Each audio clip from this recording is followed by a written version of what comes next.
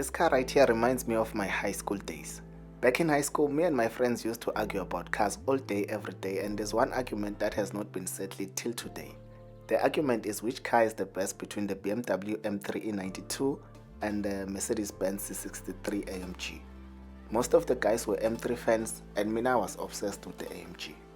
I used to tell them that the C63 has a 6.3-liter V8 engine with 450 horsepower, whereas the M3 is just a 4-liter with only 414 horsepower, and they will say, yeah, but the M3 has G-Power, wara, and I'm like, guys, sugar, for me it's AMG or nothing. Then there was another clown who was an RS3 fan. No one took him seriously, but looking at the RS3 now, I can see why the dude loved the car. Yes, the RS3 is nice, powerful and all, but my question is, what are you gonna say to your wife for her to let you buy this car? Welcome to another video.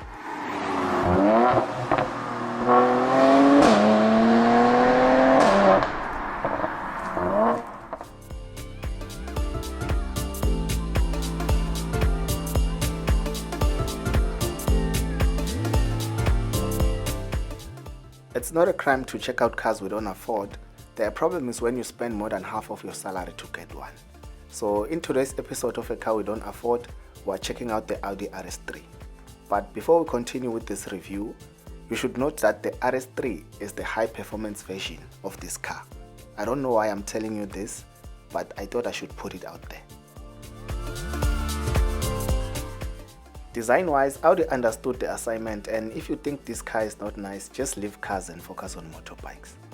In front we have the white honeycomb blacked out Audi signature grille with large air intakes, and I love the fact that they went with all black trims. There's no chrome anywhere, even the Audi badge is black. Thanks to the Black Appearance Package Plus, which costs 7,000 rands, and you have to pay an extra 2,000 rands to change the side mirror covers to black. If you don't like the black trims, you can opt for the aluminum package, and that's gonna cost you roughly 15,000 rands.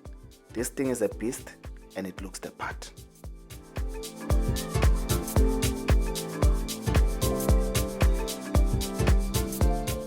On the side, if you are not into cars, you can't tell the differences between this car and a normal Audi A3.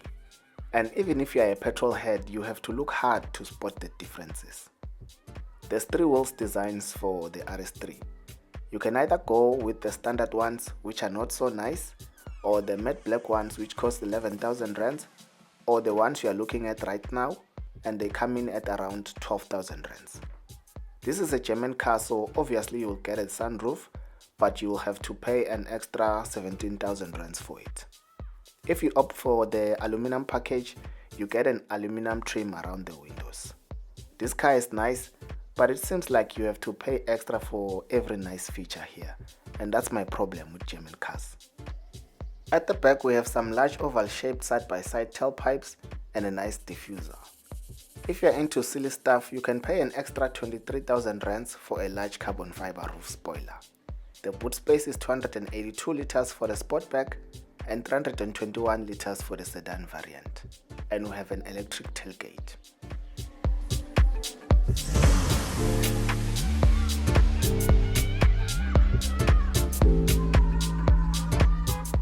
Inside we have some nice sport leather seats with red honeycomb stitching, thanks to the RS Styling Package Plus, which costs around 16,000 rands.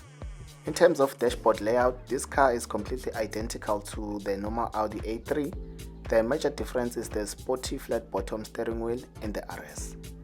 The RS3 starts from 1.2 million rands before extras, and sitting here you honestly don't see where your money is going.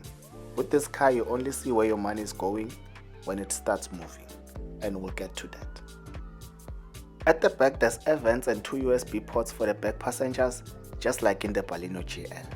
Sitting behind my driving position, legroom is plenty, and overall the interior looks nice, but then you have to cough out some extra cash to make it look this nice.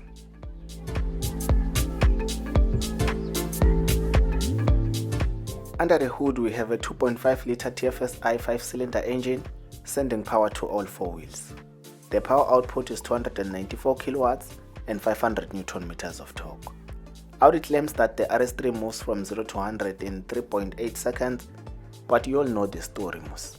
Life is not need for speed, so there's no need to move from 0 to 100 that fast unless you are Josiah Tobejane and you want revenge for being gapped by a GTI. The 3.8 second 0 to 100 sprint will come in handy, but a sequel up. The top speed is electronically limited to 250 km per hour, but Audi claims that it can be increased to 290 km per hour with the RS Dynamic Package Plus, and that's gonna cost 122,000 rands. The maximum legal speed in South Africa is 120 km per hour. Just saying. The claimed average fuel consumption is 9 liters per 100 kilometers. I haven't driven this car, but in reality I can tell you now, your average consumption for a high performance car like this one will always be double digits. Look, there's no way you can be buying an RS3 as your first car. So for the purpose of this video, assume that you will have a 10% deposit or a car to trade in. This beast starts from 1,215,000 rands for the Sportback variant and 1,245,000 rands for the sedan, before extras. The car in your screen right now is kitted with almost all the extras and it costs a young 1.4 million rands. So if you manage to convince your wife that it makes sense to spend 1.4 million rands on a silly hatchback and you have a 10% deposit, which is 140,000 rands, you will have to borrow 1,260,000 rands from the bank, and if you plan to pay off the car in 5 years, financed with no balloon payment at an interest rate of 9%, your monthly installment will be around 26,000 rands. And the insurance premium for an expensive high performance car like this one can be as high as 4,000 rands, but for the purpose of this video, let's just use 3,000.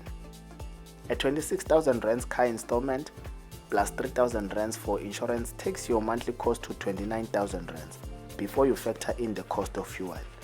And just after hoeing one tank, your monthly cost crosses the 30,000 rands mark. When it comes to the issue of buying or recommending this car, no comment. Thank you for watching.